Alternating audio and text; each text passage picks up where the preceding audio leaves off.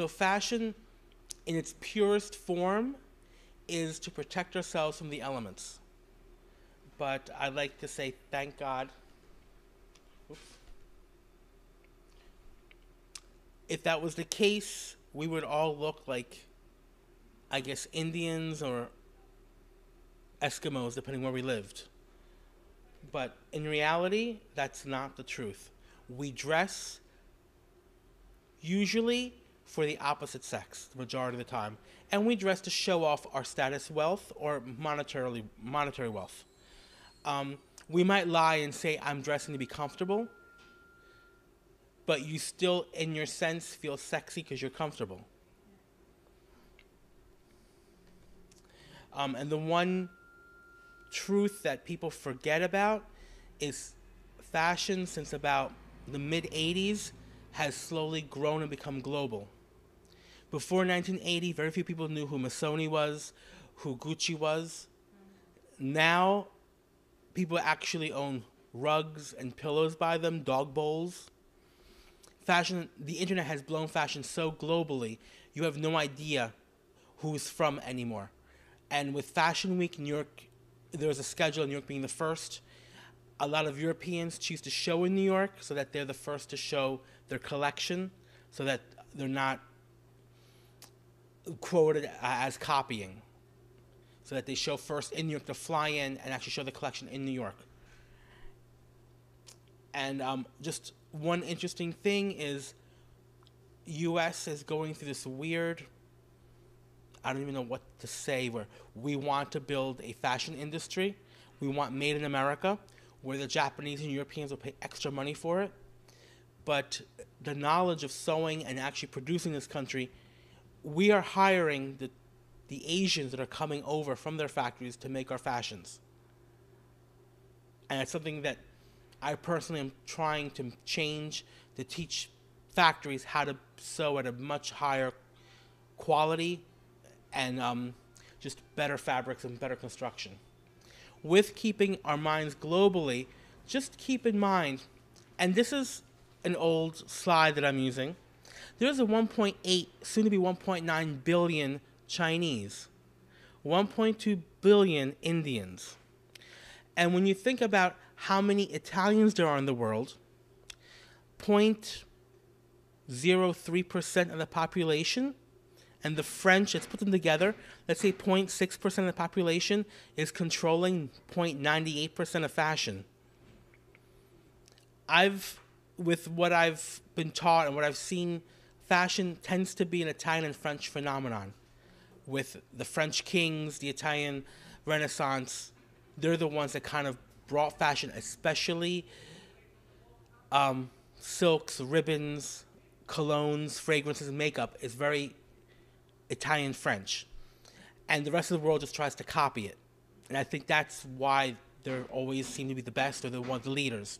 There's also monetarily funding from their governments that make them put them in the forefront of fashion, which we'll talk about later. But these numbers, if you think that you want to dress an American female, you're only cutting yourself to what, 50.15% of the population? Why would you limit yourself in a box? Your customer should be whoever has the money to pay for your garment. And I like to ask people, so you have a good idea, you have a good design, how are you going to get your garment onto your customer? The answer is an American-made phenomenon, market research. With every company, every corporation, if you're going to buy a house, you're not just going to go in and buy a house, $100 million. Maybe in New York, because we're an anomaly on the planet with real estate. But anywhere else, you're going to look at what the neighbor's house is worth next to you, what the comps are. Same thing in fashion. You're going to sell a garment. You need to know what you're selling, who you're selling to, how much are they willing to pay, and where are they going to go buy it. Up on here, I have different markets. I put Paris Hilton, and I also have the Emirates air stewardesses that have to cover themselves legally, but they still are going to be fashionable because their clients, their female clients, under their garbs are wearing Dior, Gucci, Prada, couture collections. So they have to be stylish. With market research, I always ask first, who is the typical marketing question? When, where, what, why, and who. I put who first because your customer is most important. Where are they wearing your garment? This is kind of tricky because in personal living, I've realized women have multiple personalities, let's say. So she wants to be, I guess, virginal in church, naughty in the club, respectable in the streets maybe, or who knows. I'm not the one dressing her. She's the one dressing herself. But you need to be focused in how you present your collection, how you present your label, your brand. And even while shopping, you have pre-notions. If you want looking for a garment for an interview, you're going to go, without a doubt, to either Ralph Lauren or Calvin Klein because they are respectable, they're classy, and they're elegant. You won't look like, I guess, Grandma Moses in them. You can still be somewhat sexy without being a tramp. And there's also a brand of quality there as well that you always want to project. So you need to, even down to the buttons that you choose, it's always important to always have that in mind. Why are they wearing your garment? Like I said, the job interview. Are they wearing them to protect themselves from the elements? And I'm bringing this up because the Europeans are forefront, especially the French, in fibers that keep you always at 72 degrees. They're always either cooling you or warming you. Was it Patagonia on Broadway and like 17th Street? The sporting goods store. They have garments that might weigh 6 ounces. You put them on and they're always keeping you warm in the winter. And the same thing with t-shirts that are always cooling you in the summer. This technology is showing up in t-shirts, in sweaters already in the high end. Gucci, Prada, Dior have these technologies in their garments. Okay, your cottage base, you don't have the quantities yet, but you need to be aware of this infiltrating fashion. Because if you can find it and use it, that's one more selling point that your customer, hey, why not? Or you get them used to you, that way they keep coming back to you for more and more. The most important thing is, where I've had problems and I've seen working with large companies, is how are they wearing your garment? This is very prevalent with companies that see themselves as preppy, yet on the streets they're much more urban.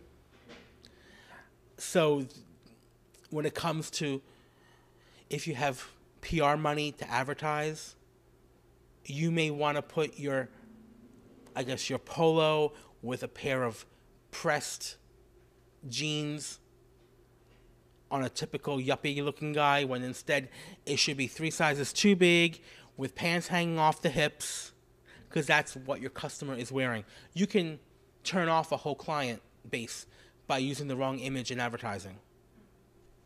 And that's where you're going to lose a lot of money. And the last one, again, when are they wearing it? Daytime, nighttime, which is also where, but the when and the where are very important also when you start advertising, is to put your advertisement in their lifestyle visually, but also putting it in their life at the time when they see it. If I'm going after the club kids, I'm not going to advertise on a bus, in a bus station, because they close at 10 o'clock at night. I want to be in the clubs or in the after hours restaurants. This all adds up to knowing your niche, knowing your client, your base, and being focused. On the screen, I have 3 punk images. Make sure I say this right. The one on the left is British punk. The center one is more rock and roll, American punk. And the one to the right is chic Italian punk. Knowing your niche, knowing your customer, put you again in their lifestyle, wearing the garments the right way. Mixing these three up, and your customer will hate you. You'll be looked upon as fake, pretending. And again, you can turn off your customer. Lifestyle, branding are all the same. And in fashion, you have to be very focused and very driven.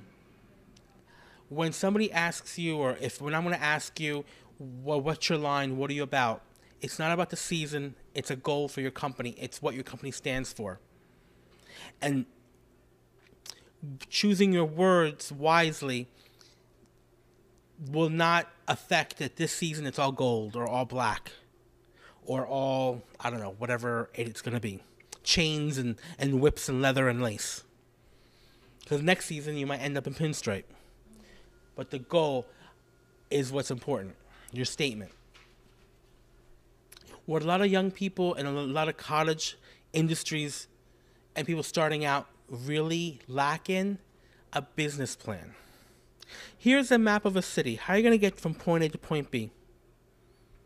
Your business plan is your map. I purposely put up Shanghai in Chinese because nobody knows, well, there's no Chinese people here, so you don't know what the hell it says. But your business plan will take you a while. They ask every question. It's very important to go through the steps. You can buy a business plan in a box online. It's very interesting to see, where there's other workshops about whether you want to be LC, sole proprietor. These are legal terms that, depending on how much liability you want to carry with you, you choose or not. But a business plan is very, very, very important because as your company, if you miss sales, you go back to your business plan and you have a 1, 2, 3 year very detailed on how you're spending your money, and then 5 and 10 year projections more broad. If you miss your sales goals and you have less money, you have to cut back, and there you can see and choose to cut back. But if you get more money, where are you going to spend it? This also will show you where you need it or where it's more wise to put it in. This also helps you approach what I like to say when you need to borrow money or get more money, seed money, you go for your 3 F's. And my 3 F's are family, friends, and fools. Fools being people that want to be in fashion, that think, oh, I'll give you $10,000 and you'll make me $10 million. Well, now even in real estate, they can't do that anymore. But in fashion, usually you do need a commitment of at least 10, 12 years, which a lot of entrepreneurs and actually a lot of investment brokers want to turn around in 2 years. As a young fashion company, I strongly advise you to walk away from them because in 2-3 years, they can kill you. Because you're growing. Later, when I go about budgets, how much money you need, you'll see the first 5-6 years, you're going to be very poor. And after 10-12 years, you can start making lots of money. But these are the people that you're going to approach, and you're going to be friendly and smile. With a business plan, you can show them how their $10,000 will be allocated and used. Again, your customer, your demographics. When I put this together, the 5 women on there, the youngest one was 65. Now these women are over 70. Why would I say I'm dressing a woman 20 to 25 or 23 to 30? Something to keep in mind is usually as people get older, they end up having more money, hopefully, because they've been working. They have a house that's been paid off. The cars are paid off. They have more discretionary income. As long as she can fit your garment, and I don't care if she looks good or not in it, as long as she can buy it, I'll sell it to her. So it irks me when in school people are like, oh, my customer is 28 years old. Her name is Sandy. She's going to college. I'm thinking, okay, so she's going to buy at H&M. You're going to work for H&M now. Be bluntly honest. When it comes to your garment, your customer, where you're selling it, you got to look at the price and say, would you pay that money? when you have brands XYZ hanging next to you.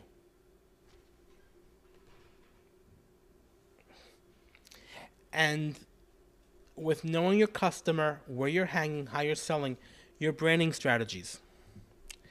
This is where I actually have some numbers of. These are old. These are like 3 years old. In the US, the luxury brand was slightly over $100 billion in the US alone. And we are not number one in sales.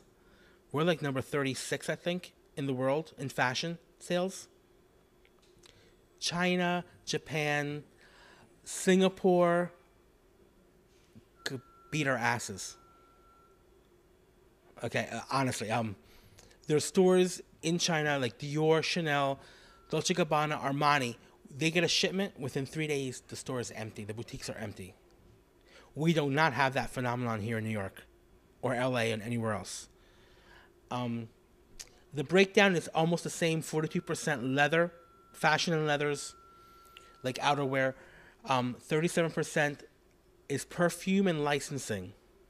Makeup, if you're selling your name to support your... I'm trying to think. A good example of licensing is... I can't think of one right now, but Kenneth Cole Reaction is a license to Kenneth Cole.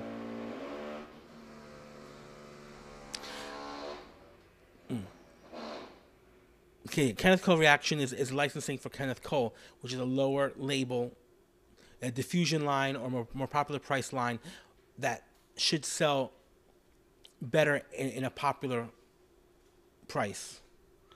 And the watches and jewelry are 21%. I just put up there the Tom Ford. He sells now in Sephora. The bottle's $250. This bottle's $675. Only 3 stores in the U.S. sell his fragrance. The bigger bottle for $675 to $750 is sold. I think it's in Jeffrey's for sure. It's in Lisa Klein in L.A. is a third place. He sells his fragrances out within 3 weeks. So there's money, but the majority is overseas again. The important thing with your brand, your customer, is to always think, I like to think is, if I was that customer, what do I expect? Okay, if a button falls off a shirt, I would like to pick up the phone and say, hey, send me a button. And if you don't have a button, say, we're really sorry, we have no more buttons. And that's why usually inside the garment there's extra buttons. And as a young designer, by not adding buttons, you make your garment look really cheap and wrong. You don't have to sew it to the garment. You can put it in a plastic bag and attach it with a pin or give it to the customer as an extra button. Other things also is customer service. Again, as a young designer, new designer, I'd like to think, most people think, oh, I have to get an order from that buyer. It's not just the paperwork or the order. When you work with a buyer with a boutique, I like to say you're getting in bed with them. They are your lifeline to your customer. They know their clientele.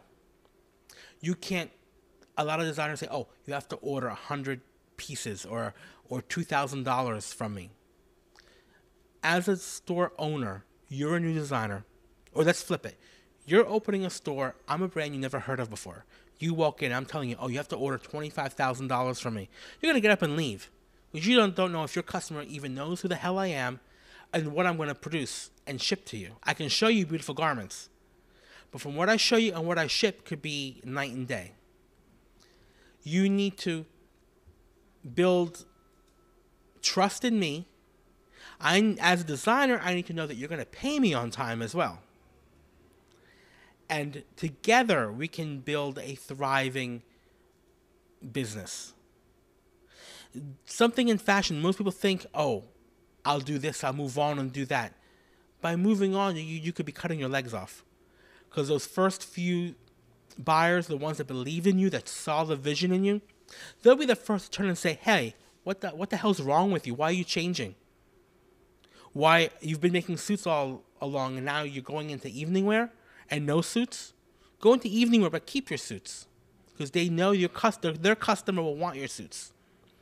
And if you stop making suits, they'll find somebody else to replace your suits. Don't think that you can go for a season and then go back to them. They will replace you. Also, what's also important, again, with your customer, the store, the customer service, the bags the store uses. You may want to, with my line, when I started selling, I made sure that each customer on the sales floor, they used the store's hangers. But when they bought my garment, they were given my hanger and my garment bag. Because I don't like their hangers. A lot of the boutiques. And that way, my customer felt special that, oh, they got a bag with my name and a hanger with my name. And I also thought, well, when it's in their house, hopefully my hanger makes it to their front door closet. So when somebody's putting up their multi-million-dollar Fendi coat, they'll see my name and go, oh, who's that?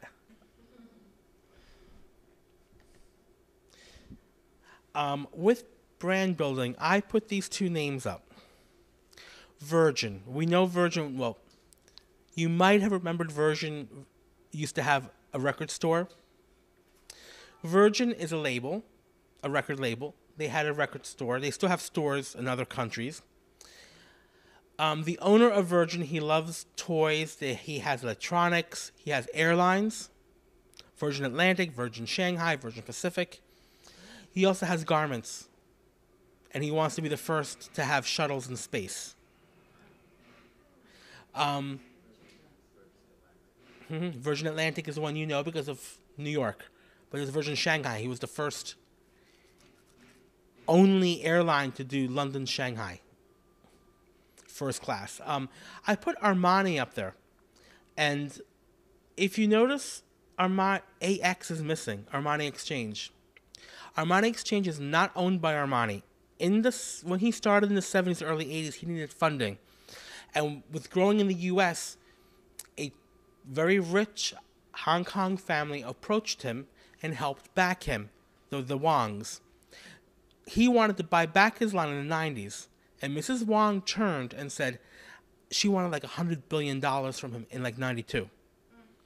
They came up with an agreement that he would design a collection that she could produce under his name and she could own it all. And that's Armani Exchange. It's only in the U.S. They're allowed to do it. That's why it's not up there. He doesn't own Armani Exchange. But he does oversee the design.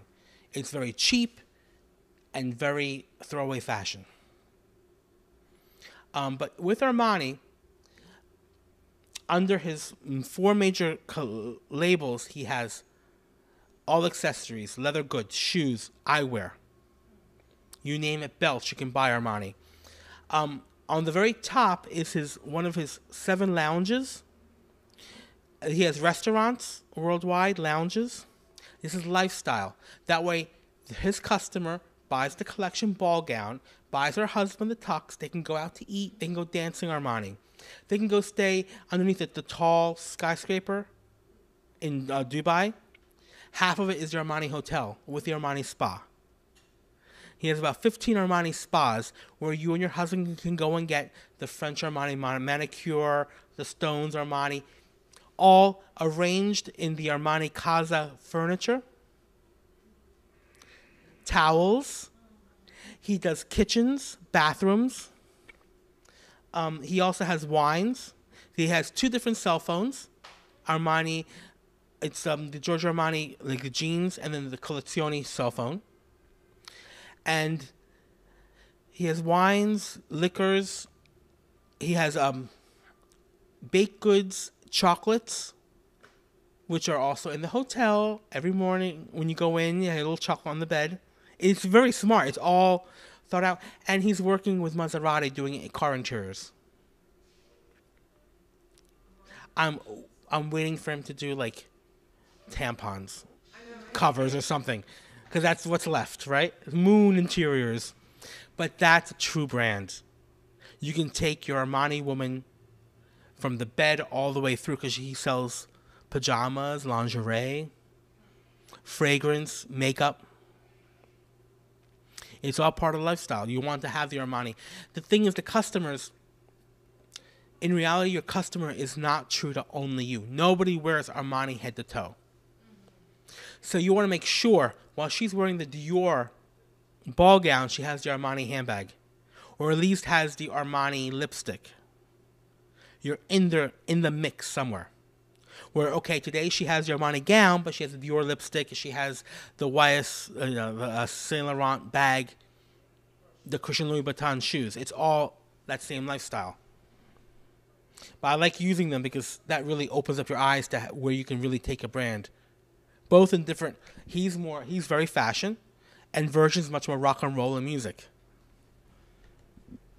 But they need to be extensions of you because it's your brand. It's your baby. Again, I'm talking about your business plan, your financial papers. It's your roadmap. It helps you allocate your funds. It helps you find people with money. It also helps you look at your sales. I'm going to talk about it more in detail later. But with a showroom, if you're not hitting your sales for the season, you need to sit back and go, okay, if it's you yourself, okay, I got to hit the phones, I got to hit my social media, I got to get more sales in. At the bottom, I have 5 extremely strong retail, I like to call them portals, because I don't control them. I don't control the customer service they get. I'm told they have excellent customer service, but there's always that one customer that falls through the cracks that ends up walking out pissed. Always. And it's, let me make sure, okay. The right is La Rinascente in Milan. Then it's Harvey Nichols in London. Bergdorf Goodman here in New York. Lisa Klein in LA. And then Joyce in Hong Kong. I chose these because these are the largest portals for Armani Collezioni. It used to be in the 90s, more than 3/4 of Armani Collezioni produced walked out of Bergdorf Goodman's doors. Not anymore. Joyce, Hong Kong, sells half of the Armani on the planet. It may sound depressing what I'm saying, that all this money is overseas, but with the internet, it's a click of an email. Or YouTube, they can see your clothes. It's very important to be properly filed and keeping yourself legally clean in how you do your business. The one thing I always tell everybody, even students, when I teach in class in menswear for the final collection, you must have, legally in this country, you must have your label, because you are legally responsible for how that garment wears to a certain degree. And an RN number is how they find you. It's also your content by law. You must have fiber content, care label, made in. And if you're made in the USA, you could say made in New York. The minute you leave borders, it must say made in USA. Made in America is a dream, because America is North and South America. It's 2 continents comprising of, 30 different countries? No, you must say made in USA. Because Canada is made in America. Mexico is made in America. Panama is made in America. Americans tend to think they're the only ones. I always tell young companies, young designers, the minute you get your first piece of paper for a sale, you need to either incorporate or you need to self-proprietorship or partnership to cut your liability if anybody comes at you legally. If something happens, I don't know, I trip and fall, and because the button cuts me open, I have heart surgery, I can come after you for everything. It's America. They're going to sue you. And if it's a corporation, I can only go after your corporation. If you are yourself by yourself, I can take your sewing machine from you. Or your troll dolls, whatever is valuable, or everything. So that's why I said keep yourself legally clean. And I always strongly suggest to always have an accountant, and a lawyer on a stipend on call because you never know when you're going to need them. And it's when you think you need them that you don't. It's when you're going through life happy, cheerful is when you're going to eventually need one. This is very important that legally in California and New York State, any manufacturer must be registered with the state. And if you make anything, even cottage, you need to be registered with the state, or you will be hit with massive fines. Also with your labels and your garments. If you sell to a boutique, and let's say I need to make money, so I see your label with your name, and you're missing content or made in USA or something. And let's be specific of that. It's made in the USA, content type. The content is what the fabric is made of, and if you're lining, you must list both. Right. If you have, look at, my shirt is made of different fabrics, like, different weaves. If it's all cotton, 100% cotton. But if one of them is different, I have to specify it's a cotton poly blend. I have a question about, if you're buying the fabric, right? I remember you saying that I should ask them where the fabric came from. And that's the other point. It must also be made where the fabric is made. Once it ships. The thing is, when you go shopping for fabric, most of them, they've already taken it off the boat. They themselves don't even know where it's from. So then, how do we... That's because you're shopping in retail. But what you do is, if there's a bolt, feel inside the bolt. There's usually a piece of paper in there. Yeah, usually they switch it off the boat. That's the problem. Or like, for example, most of the places I've been going to, I'll ask them, okay, where did you guys export this from? They're like, well, we exported it from all over the place. At this point, it's all mixed in there.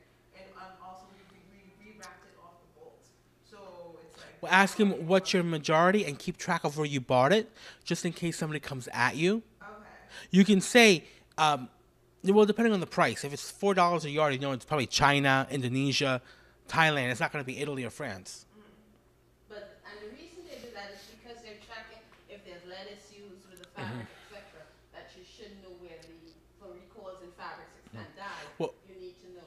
That's why there's a whole thing going through Congress that California is pushing and New York is against, where it's the Consumers' Right Act, where every garment will have a code in it, and the retailers want this because it washes their hands of anything legal, where you can find out where this button was made and when it was shipped, what dye lot.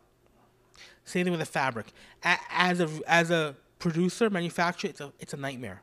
It's a logistic nightmare that cannot happen, because when you get 20,000 buttons, you're not gonna watch which button goes where. You're going to take 20,000 and boxes, just take boxes off. You're going to have to allocate which box goes where, which box came from, what dope it came from. It just will add to paperwork. Which... And one more note. We're going to go through all of this. He's talking about the traditional. I speak about cottage. But for everyone, if you're doing children's wear. Children's wear. Contact me for the link. Go to BKstylecon.com and I will send you a CPSI. I think there are specific regulations in the U.S. And if you're doing children's wear, when you buy the fabric, you must ask about it, because fire retardant, fire resistant, there's all these different, and even the lead. Yes, there's specific certification. That's why you've seen all the children's wear designers disappear from the cottage sector. It is too restricted and controlled. And here's the irony of it, and part of it is we need a voice. You want to build the local cottage industry, but you then are insistent that it must be registered. And it's not that you just go in and register, or you take a test and register. There are huge fees, etc. And so you want to build local production, but you have barriers that are actually preventing. See, that was going to be my next point. They're hindering you. Yes, but you're dealing, here's the whole point of why this is needed. We're dealing with rules that were made in the 1950s, 1960s for various reasons, onward, for an economy that's geared towards 2070. Because if you're doing something today, really and truly, you're looking towards 2070 during the event. So they have not caught up with where the industry is at or what is naturally happening. So most of the designers, why people come to us as a custom designers for that fit, that unique look, and to go to mass, in a sense, to be registered, that will make it expensive. And so it is almost like you're fighting to actually create something here. So question then, are we to, just do things a little bit illegally first prior to getting the finances to do it legally? Because, I'm not going to answer you. Yeah, I mean...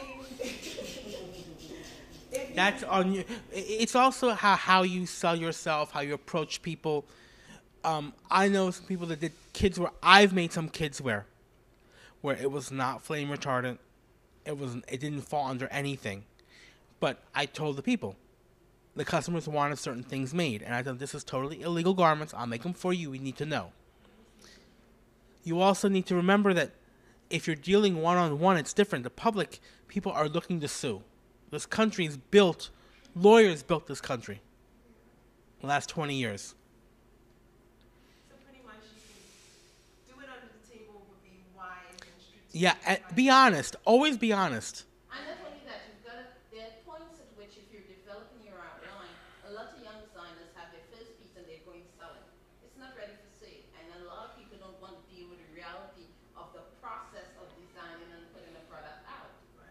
There you have sample garments, you have test runs, and those are not necessarily what we're speaking about. So your test is different from your actual label and production and things like that. And in it, sometimes one of the other things, we don't have a guild system, which would eradicate a lot of the issues. If designers came together as a guild and created insurance that covered everything and did group things, then you would cut costs. So that's also one of the reasons why you've got to collaborate. We're not necessarily lean towards working together because of fear of competition, but there are certain times where the old guild system worked for the cottage industry. I get that. I'm looking forward to competition because if I'm the only one making garments, there'll be no place for me to buy fabrics or zippers. When I need a zipper, I won't be able to buy it if there aren't 10,000 other people buying zippers too, or even 100 people buying zippers. And if they know they have a market and we go to them and say, there are 30 designers here who will supply you, this is what we need, bring it to us, and you don't have to go through a third person, we can get it at 50% off. What's the... YKK, you want to buy zippers. And if you ever approach them, Yeah, so that's... you need to buy 500 zippers of one size, one color, one style. So what we're going to do is, during the week, we're each going to introduce the traditional, he's introducing the traditional, of the traditional industry, and then I'll introduce the cottage. So write your questions down, And as we go through the segments, we deal with each segment together. but the interesting thing is we keep saying the same thing over and over. We're going to say the same thing over and over. Certain things will come out almost as if I said it out of her mouth, and when she said it out of my mouth. I'm Because not in his industry. His industry works totally different from the industry you're in, which is cottage. Right.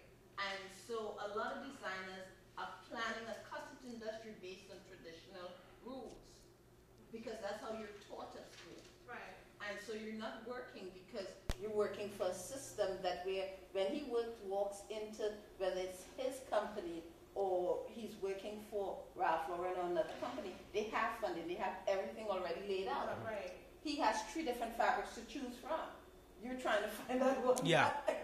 So it's a totally different, but you know what? They're core principles, and what we want to do is introduce you to each, and then we sit down and work through each aspect together. by building, even in the corporations that I've worked with, they're all seeing the value of having a sample room here. Yeah. Because the turnaround time. You send stuff to China, it comes back, the sleeves are too short, the fabric's crap. You send them fabric, they sub it with their own fabric and keep your fabric. And they'll swear they used your fabric. Or they ironed it and burned it. Or, their brother's, mother's, cousin's, aunt's monkey dyed it the wrong color or something. Yeah, So with them being here, right? Yeah, I've had someone send half of the garment because they wanted to make sure they were sending a specific set of specs, and they sent back their own specs. They didn't use their specs. They didn't send a tech back. They sent half of the garment to back up the tech back. And the garment came back as they wanted it to make because they didn't want to use the pattern. They didn't want to break their production mode. So there are issues and when that comes and it's 3 days before delivery, you have no time. Yeah, you just have to use it. Or 3 days before you're showing your collection. We were still talking about like the legal requirements Yeah. of protecting yourself. Now, because you stated that you should be honest with your clientele and say what I'm doing is legal. But what now? How do you still protect yourself if they still decide to come after you? That's it. Oh, no, if you're making the garment, and let's say kids wear, if they want their daughter to match them in this totally flammable rayon fabric, I would draw up a little contract and have them sign it. That you are making this, and it is a disclaimer that you know it is totally against kids wear rules and regulation in the U.S., and that they are aware of it as well. And you both sign it. And to make it even more legal, make a photocopy, mail them a copy, mail yourself a copy, and you keep it in the envelope. Again, That way it's dated. So what I'm going to ask you to do from now on, just because we want to get these ground rules, write your questions, and But this is the first day. I can go into depth into everything. we're going to go into, and as you're going along, think of questions, even if we're not mentioning it, that popped into your mind, and we're going to have you submit all the questions somewhere and make so everything, we're going to set you out by tonight, the lesson plan, because we're going to sit down and everyone's going to talk and we're going to come up with how we're going to go through that. Go ahead. Okay. So with this being said about New York State and California with manufacturers a contracting license, if you yourself are sewing it, technically you should have a contractor's license, but you could always get around it as being a freelancer, a freelance sewer. So, if you're sewing your clothing, you have to have. You should. If you're selling to a store, yes. If it's for customers, you're freelancing. I will send you the links to where you can find all those rules. They're all listed online. Yeah. But also, you have the right to speak up against it. Mm-hmm. And to tell people how it's affecting you. Because right now, we don't have many contractors No. who can sew at the quality we need. And, you may be lucky because you're in Trinidad. And I know in Trinidad we have people who sew. But there are rules that are different from those who sew outside of the U.S. So you can buy fabric in New York, cut it in New York, send it home and have it sewn, bring back not pay duties. Only and on the better work. made quality. Only on the work, yeah. Yes, and have a better quality. But if Yeah.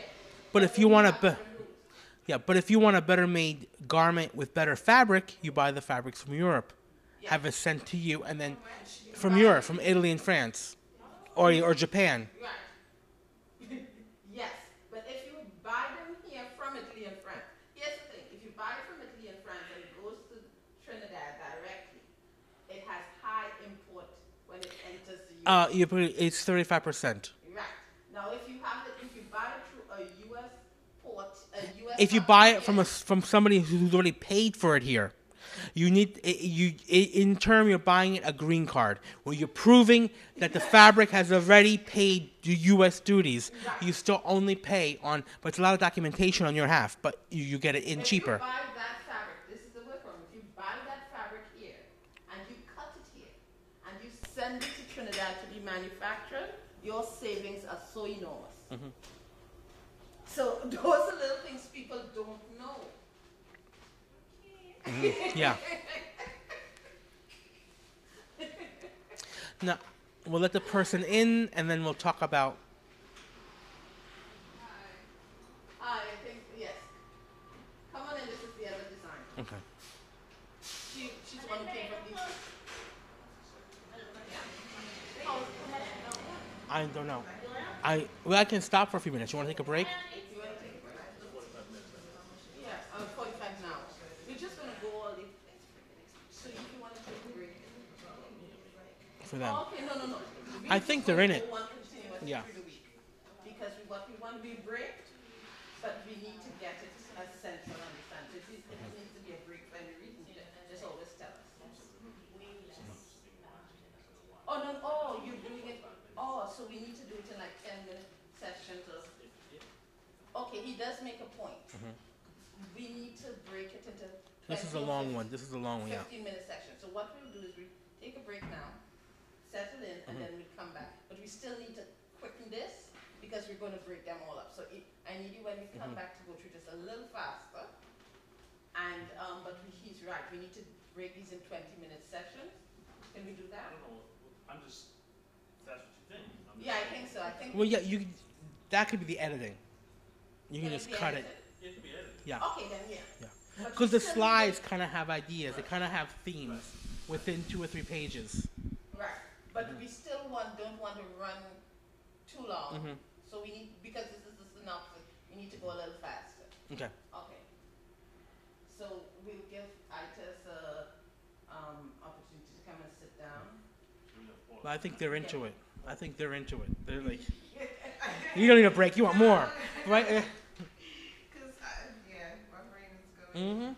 You know, I say it, your brain's gonna. Just take notes, because at the end, when you plan, we'll actually guide you through the plan. We're gonna go through all this, much All more of this, and detailed. When we're doing it, you're going to be doing it for your business. Right. In your mind. We're not, I'll probably do a mock company publicly, but you'll be writing the notes down there in your mind. Because one of the things is it's a lot of information to consider, but you should first have an overview of everything, because when you sit down to plan, then you know the pros and cons. Like now she has to consider, where am I going to buy my fabric? It may be more convenient to buy it in Trinidad, but the cost. And the shipping into Trinidad. It's Yeah. limited. Yeah, but you may want to go to Paris and buy the fabric, have it shipped to you, and you're ahead of the curve here.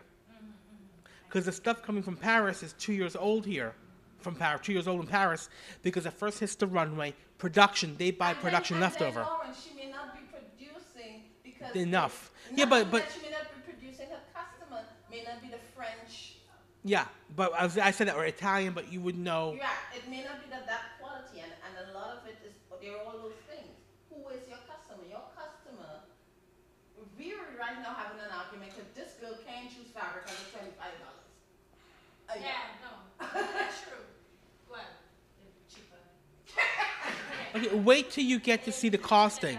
It's expensive. Yeah, but if $25 a yard, if you're making a jacket, it's 2.5 yards. So you're spending about 25, 50, about 60. Not 25. Not 25. Just the highest I've gone is like $13. I don't do like $25. So do you make a what Well, I mean, for stretchy, tops? For stretchy fabrics. For the, Well, how wide? How wide? About some of them are 60. Most of them are 60 inches wide. But the customer, you see, you're dealing with a client who's paying at a certain price. Okay, so okay, let's just make it $10. Make it easy, okay? So $10 for a top. Let's make a yard, long sleeve. You're doing okay. At retail, your customer has to pay $60 just for the fabric. Okay. No shipping, no labels, No work no done. cutting. That's Fabric it. folded up on the table, $60. Yeah. That's what I'm looking at. So where am I going to get fabric from at good quality? Because the $3 stuff is like, it's crappy. It rolls up. It's crappy. It's crappy. Well, we'll get to that. We'll get to that because there are a few places, jobbers. There's a lot of places that you can go, but you have to go every 2-3 days. They get to know you. That when stuff comes in, they'll give you a call. You might. It's establishing relationships and things. And there used to be good jobbers in Brooklyn. Jose has died, who was the best. I mean, and there's now another guy that I sent you to. He's on Rutland and Flatbush. Oh, yeah. You keep going and bother them. But the Smile. the best is to establish those relationships with the rooms that they get. The salesman, because on the owner, because when he goes out to look, he'll be like, "Oh, wait a minute, what's her name?" They're like, he's bothering me with a smile. I'll buy the throw. I'll give it to. She'll take it. Yeah, and he'll actually drop it at your house. They only buy what they know they can sell. So, material in Paris is cheap. It's faster. It's trendy.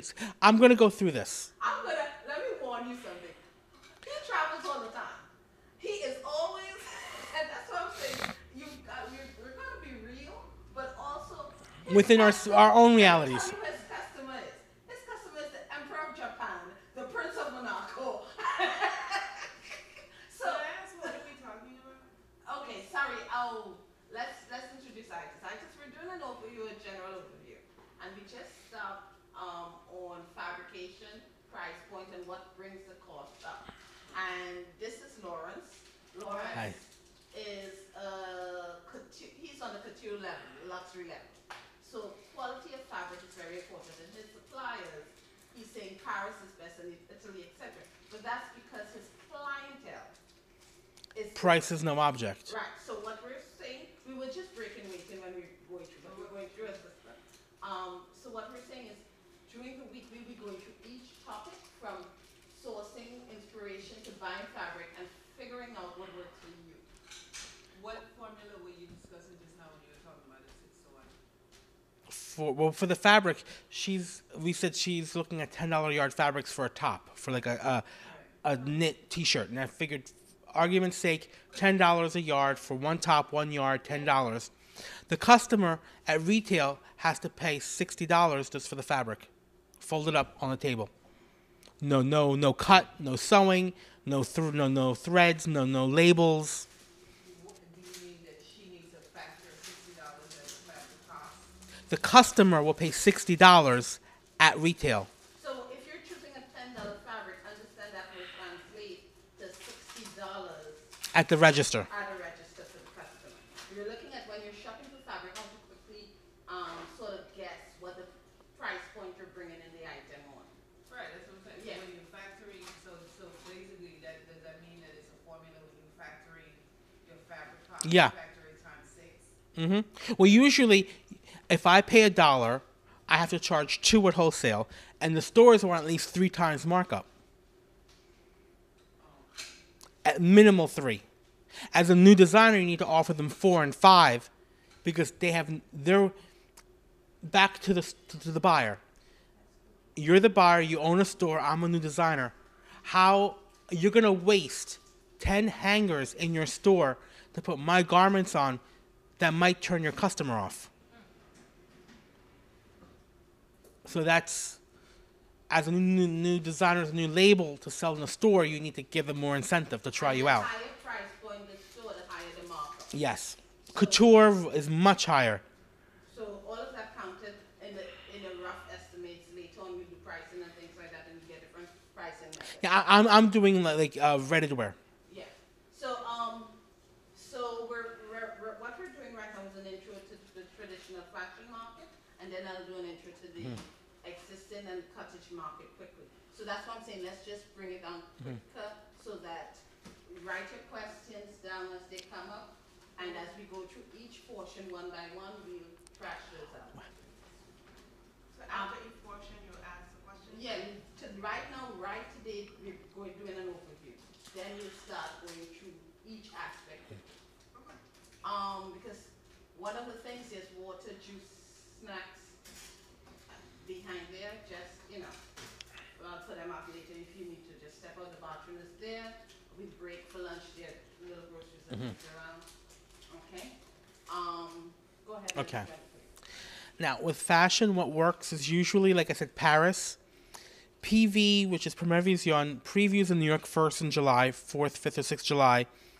PV is usually in September. There's also Milano Unica, which I'll show again in Milan.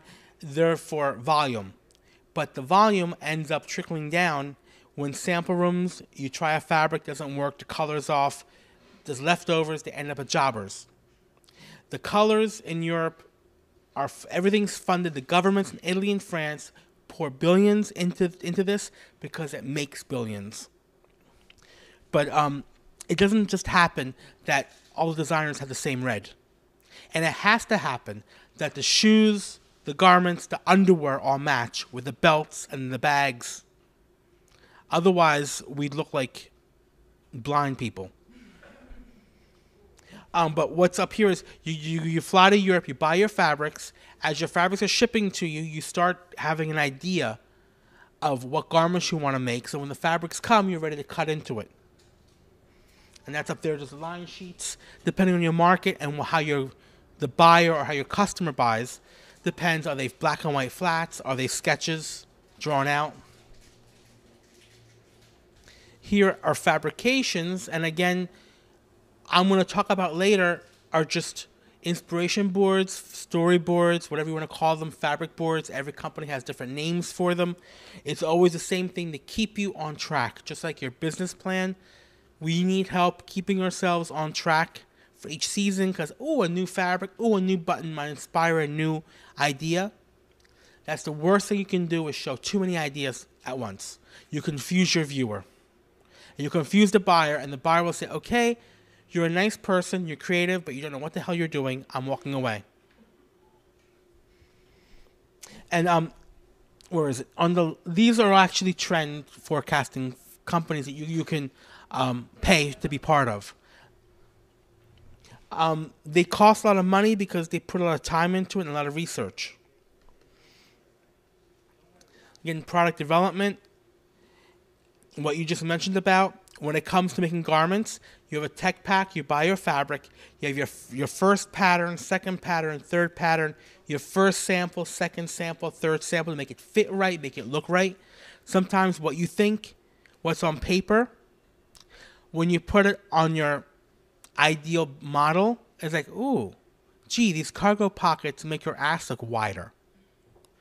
If she's a little thin, little white little girl, that's perfect because she has no ass. But if your customer's already very round and she's conscious of her ass, you got to drop them or take them off. And this, for cottage, you may not get into, but duplicate samples. If you're starting to sell and you have a sales team on the road, you cannot have one sample of one style in one color. Each salesman person has to have they have to have the rainbow of colors that you're offering in that fabric and more than one sample. What if you're in the South, they're selling in Mississippi, you can't have all black samples. They go, oh, this is for when the husband dies and she's going to go to a funeral. You have to have color. Up in Chicago, they're scared of color. They want browns and grays. The sales team will tell you what they want them in, more or less. As a designer, you need to also know your customer, know your clientele. Again, when, where, what, why, and how.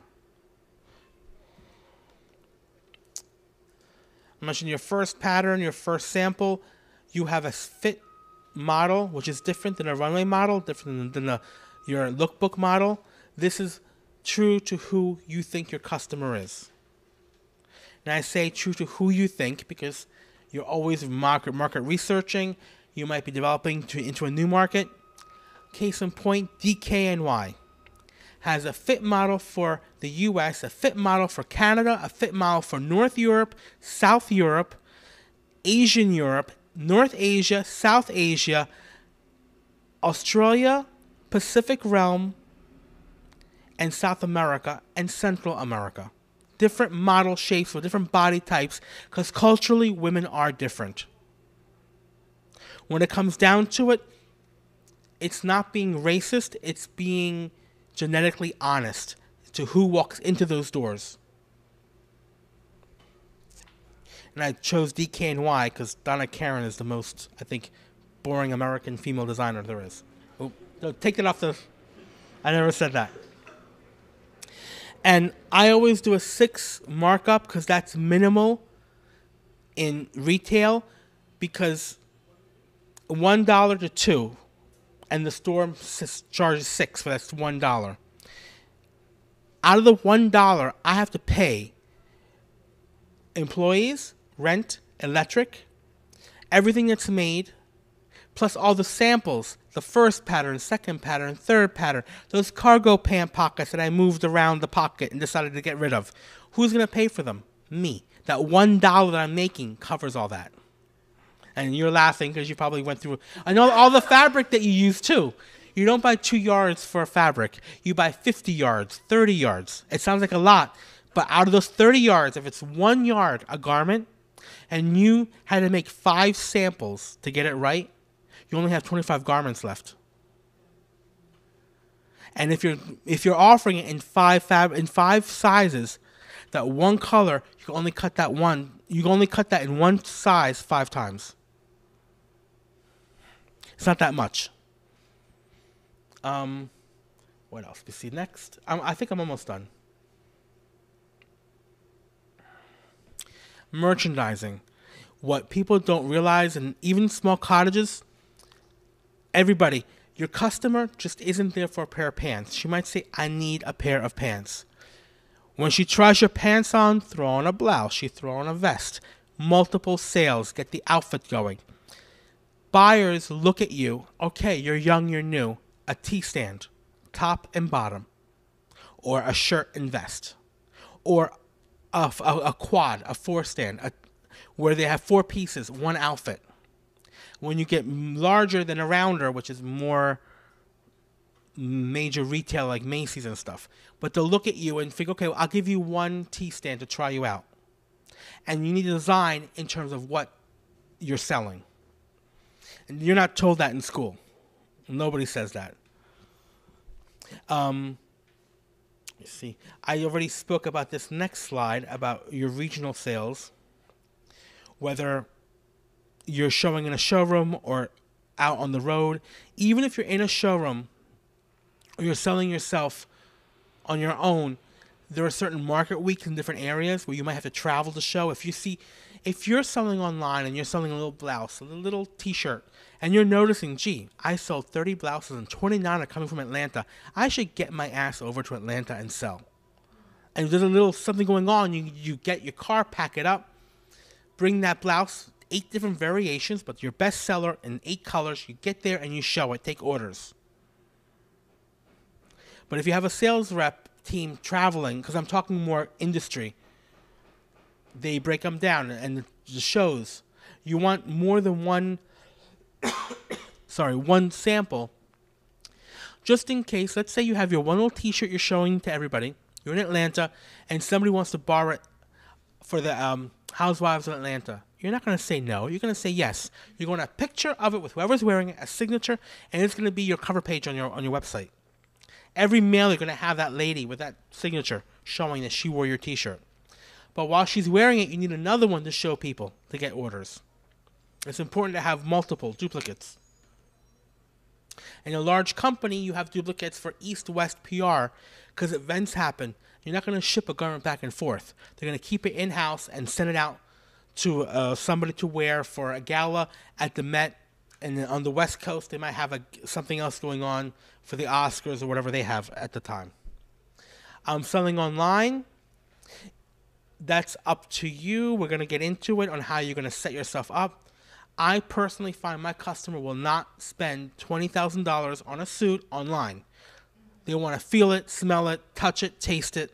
They want to give me a kick too every now and then, which I charge more for. But you need to understand how your customer is using it. Again, knowing your customer. My customer, their assistants are online. They're not online. So I don't need to have that much of a presence.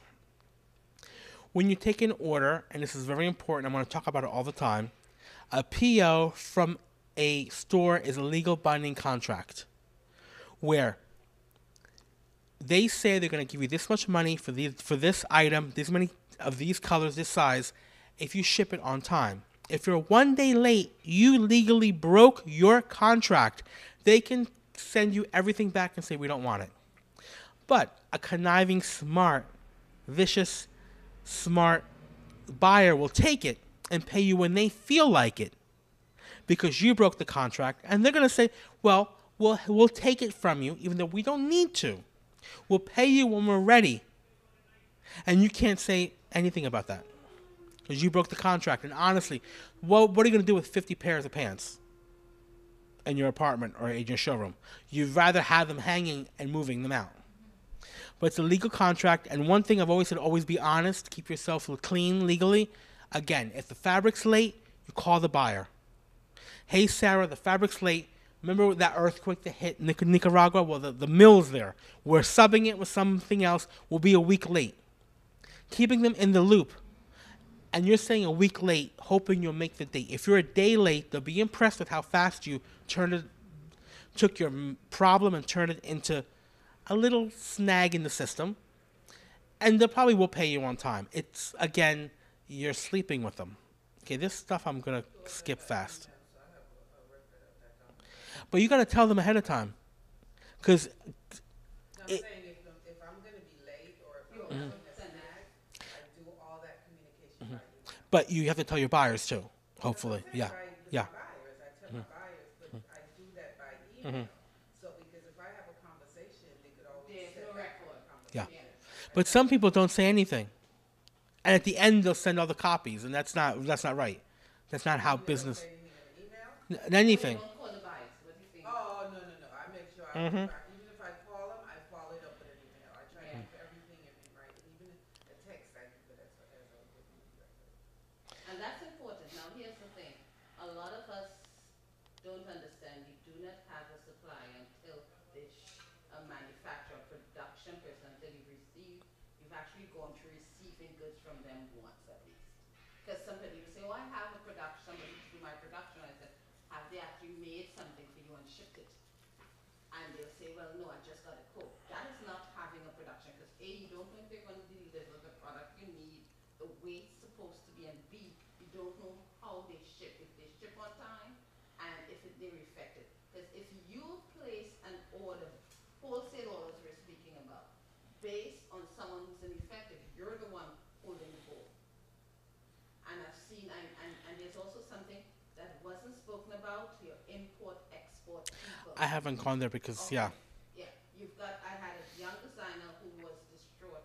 He shipped from England and did not realize their cotton coasters.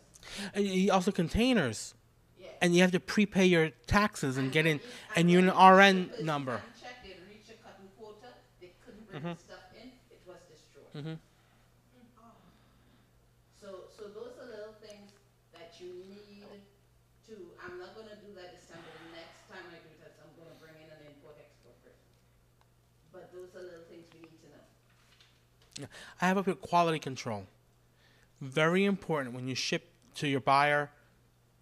If you cut to measure, I like to keep 6% extra cut. Usually that's the industry standard.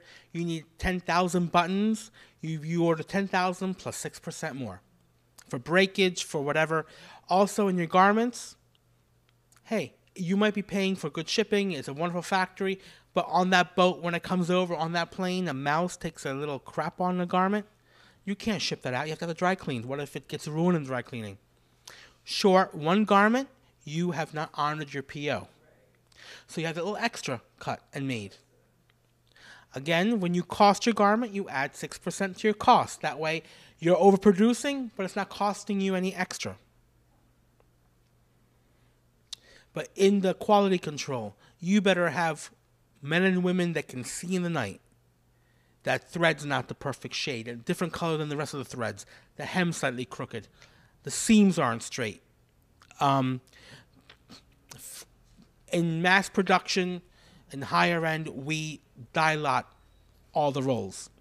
That way you make sure the garment's made from the same roll, and each store comes from its own roll. Because navy, from one midnight navy, you can have 15 different dye lots. And that doesn't shade right. And if you're doing a suit or a dress or a two-piece, they better match or the customer will return them. You'll put it on, the husband goes, hey, honey, oh, you have two different colors, two different labels? Back to the store right away. Actually, the buyer or the sales team will probably see it in the store and they'll just ship it right back. And then it opens a whole new can of worms that we'll talk about later.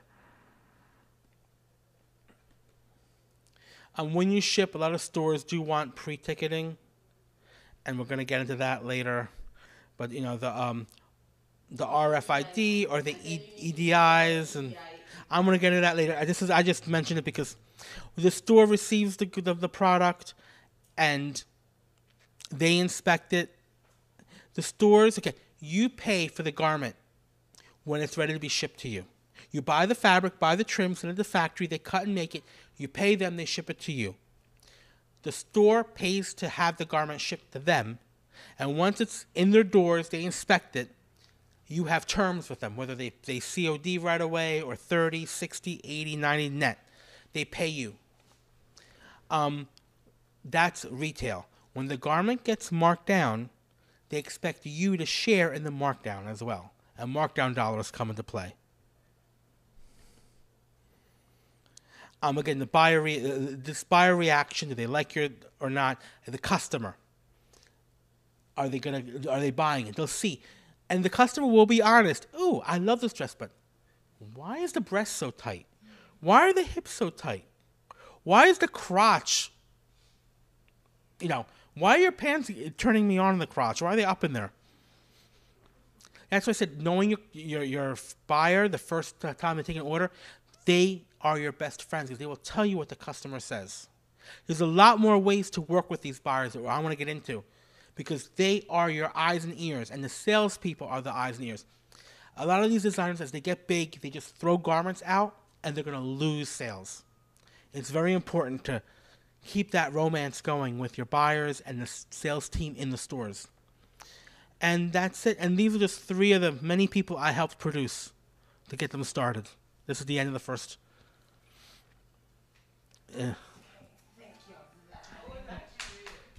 I helped Brian Reyes with